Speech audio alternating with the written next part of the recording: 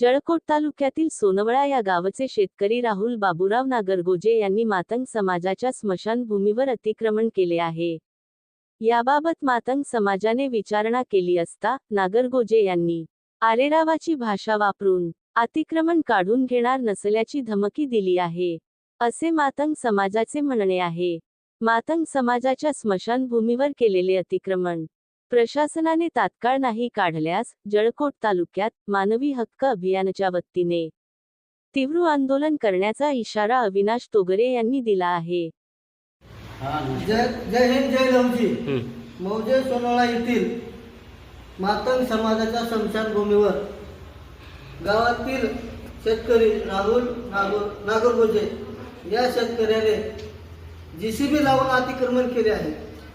तर मला त्या अतिक्रमण केल्याला माहीत झाल्याच्या नंतर, आमच्या समाजाला माहीत झाल्याच्या नंतर आम्ही त्याच्यावर तहसीलदारला पत्र दिलं, अर्ज दिलं बाबा आमच्या स्मशानभूमीवर अतिक्रमण झालेलं आहे, अतिक्रमण आम्हाला काढून त्या स्मशानभूमीचा जे सातबारा नोंद आहे, शेतकऱ्याने दिलेला सातबाराची जागा जी आहे त्या जागेनुसार आम्हाला मोजमापन करून देण्यात यावे असं आम्ही तहसीलदार साहेबांना निवेदन दिलं होतं पत्राद्वारे। 2 वेळेस निवेदन देऊन मी तहसीलदार साहेबांनी याची दखल घेतलेली नाही। तर मला प्रशासनाला विनंती करायची आहे की आमच्या समाजाला म्हणजे खास मातंग समाजाला हे स्मशानभूमी मोजमापन करून न्याय मिळवून देण्याचे काम करावं ही माझी समाजामार्फत विनंती आहे।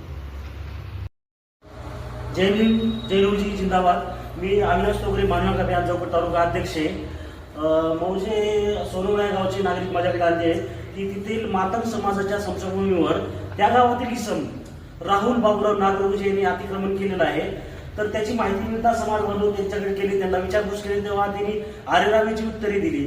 तर ते म्हणताय की ते तुमची स्मशानभूमी नाही आणि ते आम्ही घर बांधणार आहे, दुकान बांधणार आहे, तुम्ही इथून जावा, कुठेही जाऊन तुमचे जे काही मैत झालेले व्यक्ती ते जाळू शकता असे आरेरावीचे उत्तर दिलेले।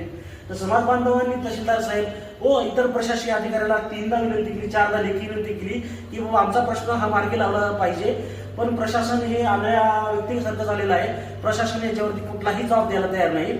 आताच माझी तहसीलदार साहेबांशी बोलणं झाले, तहसीलदार साहेबांनी येत्या 10 तारखेपर्यंत आम्ही तुमचा प्रश्न मार्गी लावू असं बोललेलं आहे।